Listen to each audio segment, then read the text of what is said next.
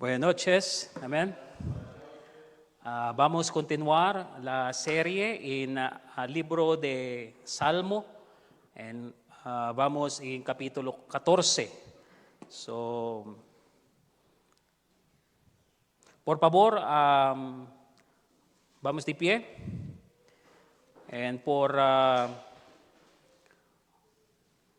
Vamos de pie, por favor. Abre tu Biblia conmigo en el libro de Salmo, capítulo 14.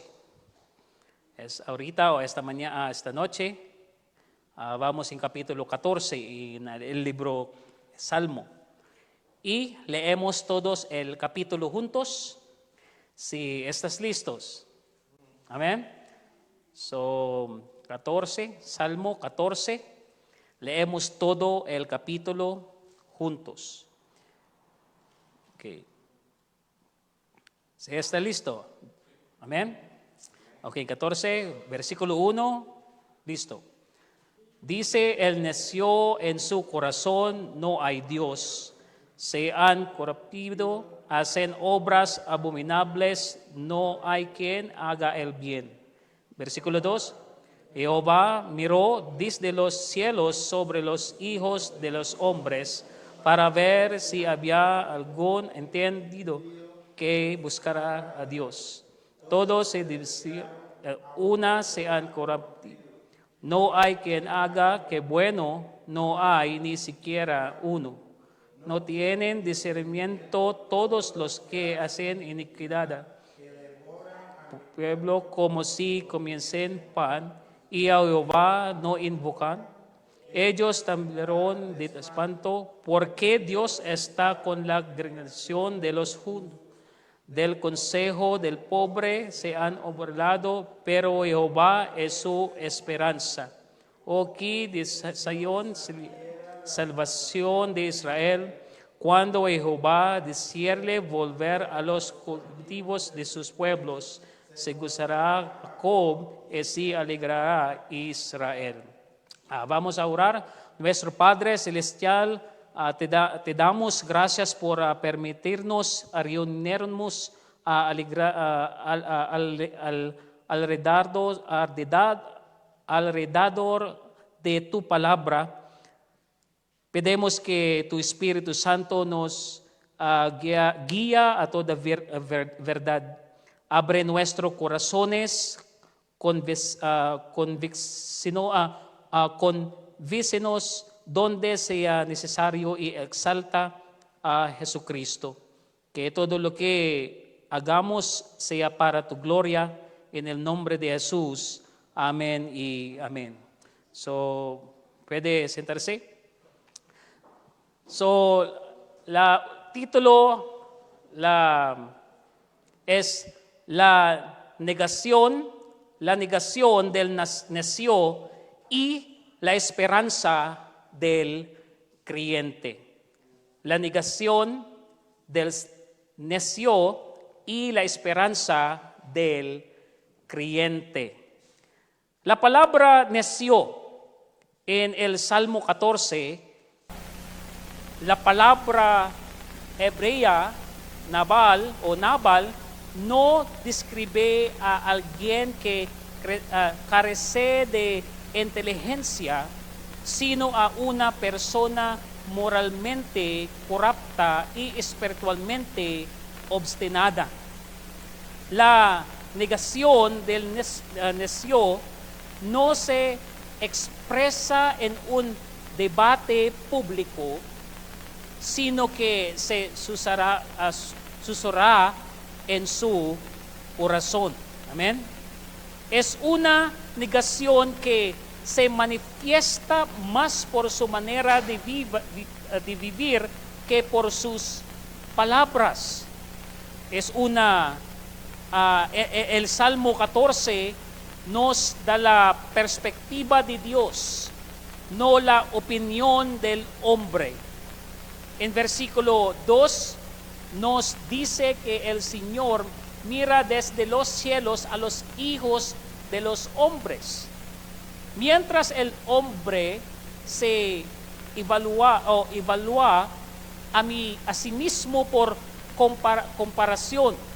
Dios evalúa a la humanidad según su santidad. El veredicto es devastador, no solo algunos, sino todos se han desviado. Este salmo nos recuerda que la visión del cielo sobre la humanidad es muy distinta de la alta opinión que el hombre tiene de sí mismo. El Salmo 14 expone el pecado, tanto personal como colectivo. David no describe solamente a pecadores individuales, hermanos, sino que describe una sociedad en decadencia. So, expresiones como se han corrompido, han hecho obras abominables y no hay quien haga lo bueno, muestran una rebelión colectiva contra Dios. Cuando Dios es negado, la justicia hacia los demás es inevitable en versículo 4. So, una cosmovisión sin Dios siempre produce una conducta sin Dios.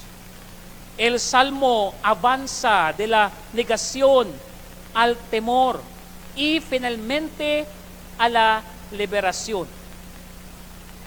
El necio niega a Dios en versículo 1. Los impíos son sorprendidos por el temor cuando se dan cuenta de que Dios está con los justos en versículo 5. El Salmo no termina en desesperación, sino en esperanza de la salvación desde Sion en versículo 7. Aún en la evaluación más oscura de la humanidad, Dios deja espacio para la redención. Amén. El Salmo 14 es tanto diagnóstico como profético. Diagnostica la enfermedad espiritual de la raza humana, pero también anticipa una futura obra de salvación divina cumplida finalmente en Cristo. Amén. Pablo usa el Salmo 14 en Romanos 3 para demostrar que la salvación viene por gracia, no por mérito humano. Amén. Es muy en Romanos 3. Lo que David anhelaba en Sion, los creyentes hoy sí gozan en el Evangelio. Este salmo nos recuerda porque el creyente todavía tiene esperanza. Aunque el hombre sea infiel, Dios permanece fiel. Amén. Aunque la sociedad rechace a Dios, pero Dios habita con los justos. Amén. Aunque los necios lo nieguen, la salvación pertenece al Señor. El Salmo comienza con la negación del hombre, pero termina con la liberación de Dios. So, en primera puntos, la negación del necio acerca de Dios. La negación del necio acerca de Dios. En versículo 1, dice el necio en su corazón no hay Dios.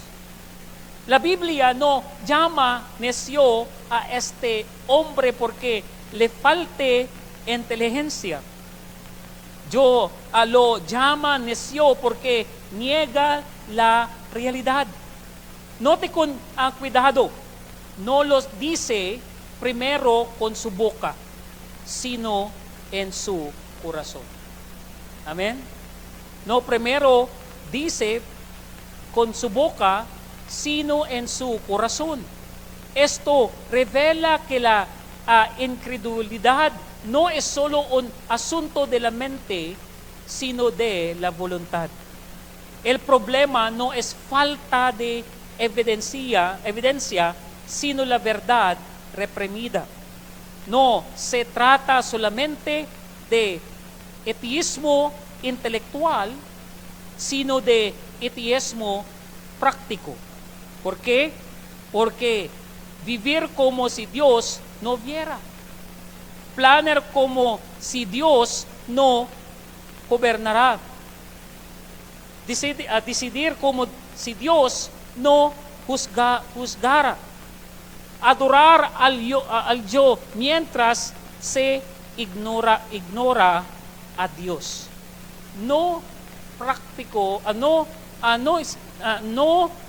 intelectual, pero como ateísta práctico. Muchos profesan creer en Dios con los labios, pero lo niegan con su manera de vivir. Porque el hombre niega a Dios, David dice, porque el corazón no quiere rendir cuentas. Si no hay Dios, entonces no hay juez. Si no hay juez, entonces el pecado parece seguro.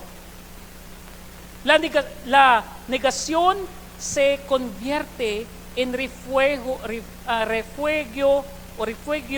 para la rebelión. Pero negar a Dios no elimina a Dios. Amén. La verdad no cambia porque sea rechazada. Así como negar el fuego no impide que queme. Negar a Dios no detiene que Él reine, vía y juzgue. La realidad permanece, se cree en ella o no. El peligro, hermanos, del necio no es la ignorancia, sino la seguridad arrogante. Amén. Habla como si el asunto estuviera resuelto. Sin embargo, su negación está basada en el deseo, no en el descubrimiento de la verdad. La mayor tragedia no es que diga no hay Dios, sino que vive como si Dios nunca le fuera a pedir cuentas. En segundo puntos, en versículo 1 a 3, el fruto de negar a Dios, corrupción total, no medio, total. La Biblia dice, se han corrompido, no hay quien haga lo bueno, ni siquiera uno. So, cuando Dios es quitado del corazón, la moral colapsa, hermanos. Lo correcto y lo incorrecto se vuelven negociables. La conciencia se debilita, ¿correcto? Debilita. El pecado ya no alarma, se justifica. El pecado se multiplica. Lo que antes se ocultaba se vuelve costumbre. So, la vida se desliza de la restricción a la ruina. Dios mismo mira desde los cielos buscando para ver si hay alguno que entienda, alguno que busque a Dios. Esto no indica ignorancia de parte de Dios, hermanos, sino una investigación judicial.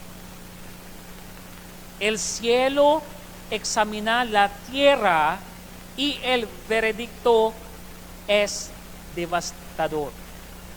Todos se han desviado. La rebelión es universal. ¿Verdad? Todos se han corrompido. La decadencia ha tocado cada área. No hay quien haga lo bueno. Ninguno cumple el estándar de Dios. Esto no es exageración o exageración. Esto no es exageración. Es la evaluación de Dios sobre la humanidad caída. Note el alcance del diagnóstico. Dios no dice pocos, muchos, sino todos. Amén. Es muy como claro. El pecado no es superficial, es total. Afecta la mente, la voluntad y el corazón. Fuera de la gracia. Fuera de la gracia, la humanidad está espiritualmente en bancarrota. Debemos lo que no podemos pagar. La religión no puede arreglarlo. Amén. Los rituales no pueden limpiar el corazón. La educación no puede curarlo. El conocimiento no cambia la naturaleza. Las buenas obras no pueden borrarlo. Manos contaminadas no pueden lavarse a sí mismas. Amén. Por eso Pablo declara en Romano 3. Amén. Es muy claro que tanto judíos como gentiles están bajo pecado. Nadie tiene ventaja moral delante de Dios. La ley expone la culpa, pero solo la gracia provee salvación. Amén. El Salmo 14 no es pesimismo, es preparación para el Evangelio. ¿Verdad? Amén. En tercer punto, hermanos, el odio de los impios hacia el pueblo de Dios. En versículo 4, la Biblia dice, no tienen discernimiento todos los que hacen iniquidad, que devoran a mi pueblo como si comiesen pan y a Jehová no invocan. En este versículo, los que rechazan a Dios no permanecen neutrales frente al pueblo de Dios. El rechazo a Dios siempre produce resistencia contra los que pertenecen a Él. ¿Por qué? Porque la luz expone las tinieblas. Amén. La presencia de la justicia confronta aun cuando no se diga una sola palabra. Los impíos son descritos con una claridad inquietante. Se burlan de la fe, tratan la verdad como si fuera necedad. Imprimen a los justos, usan el poder para silenciar la santidad. Ridiculizan la oración. Desprecian la dependencia de Dios. Obedecen la santidad porque condena su manera de vivir. Lo más alarmante es lo normal que esto llegar a ser para ellos. Como a mi pueblo devoran como si fueran pan. Este lenguaje muestra crueldad habitual, no hostilidad ocasional. Así como el pan se come sin pensarlo. El pueblo de Dios es dañado sin remordimiento.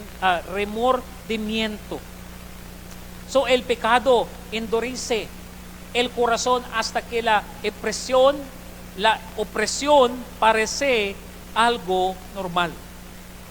Y note este detalle tan trágico. No invocan al Señor. Una vida, hermanos, sin oración es la evidencia más clara de un corazón sin Dios. Donde no hay oración, no hay arrepentimiento. Donde no hay arrepentimiento, no hay freno al pecado. ¿Verdad?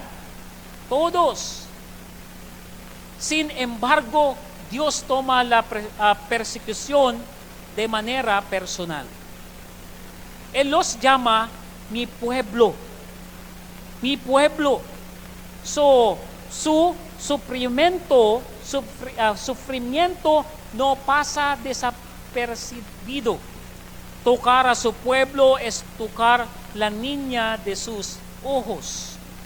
Dios puede guardar silencio por un momento, pero nunca es indiferente.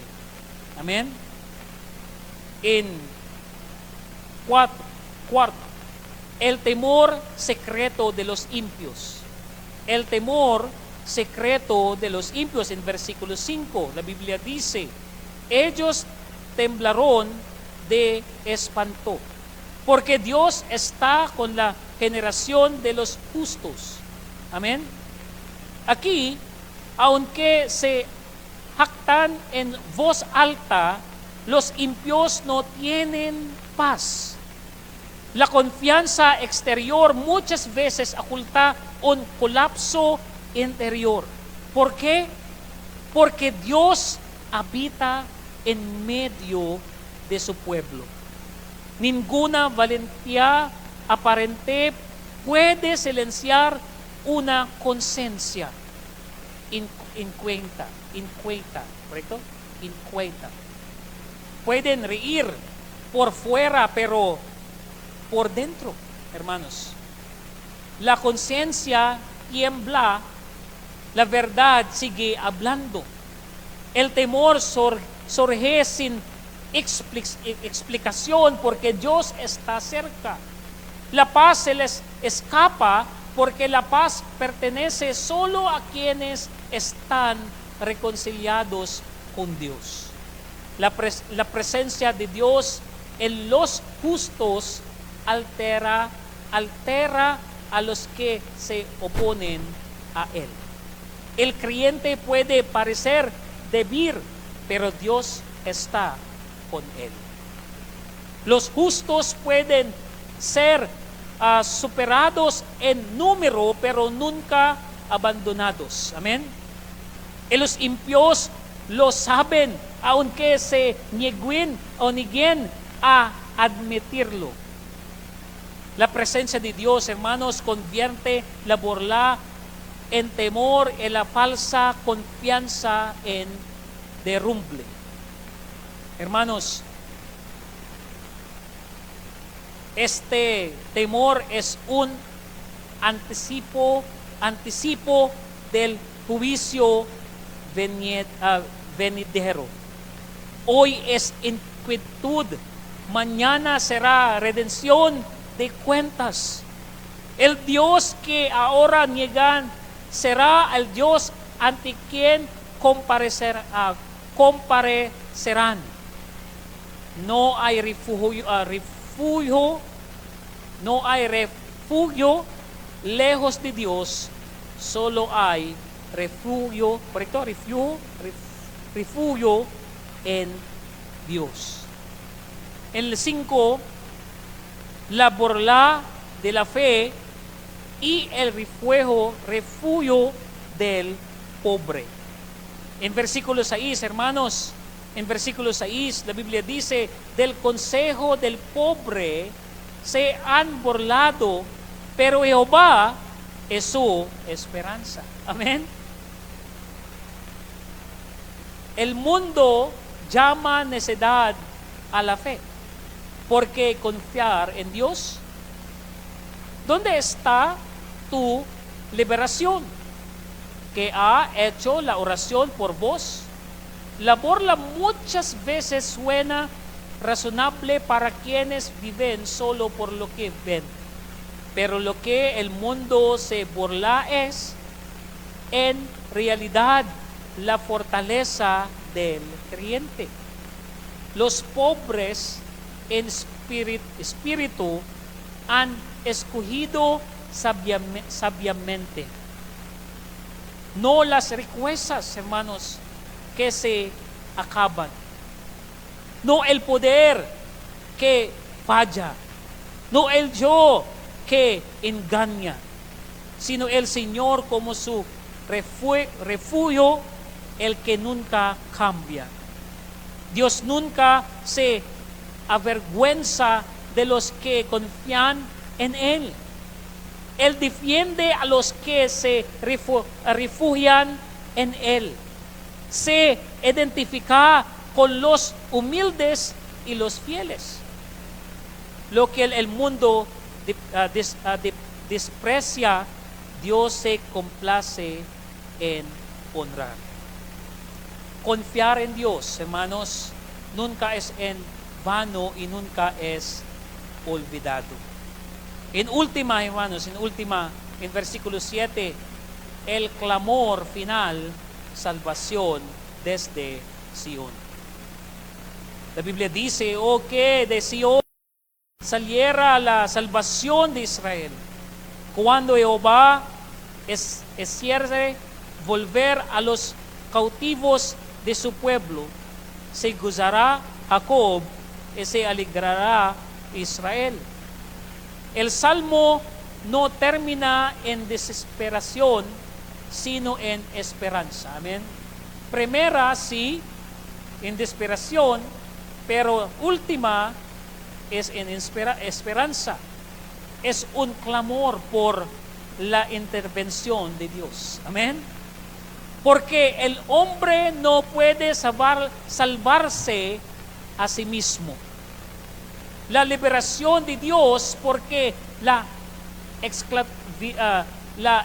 esclavitud es real. El Mesías de Dios, porque solo Dios puede rescatar a su pueblo. Y hoy conocemos las respuestas a esa oración. La salvación, hermanos, sí ha venido de Sion. Jesucristo. Amén. Jesucristo en Sion.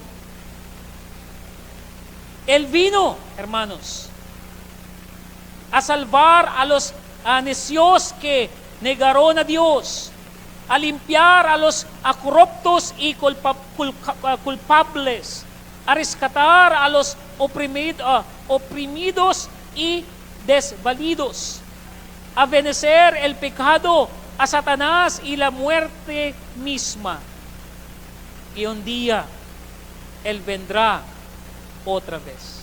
Amén. Para restaurar plenamente a su pueblo, para juzgar con justicia a los impios, para traer gozo eterno a todos los que confían en Él.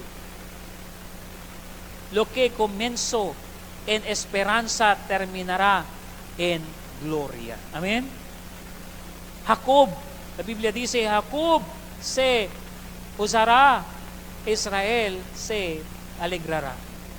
El pueblo de Dios se gozará no por lo que es, sino por lo que el Señor ha hecho. Amén. El lamento se convertirá en gozo.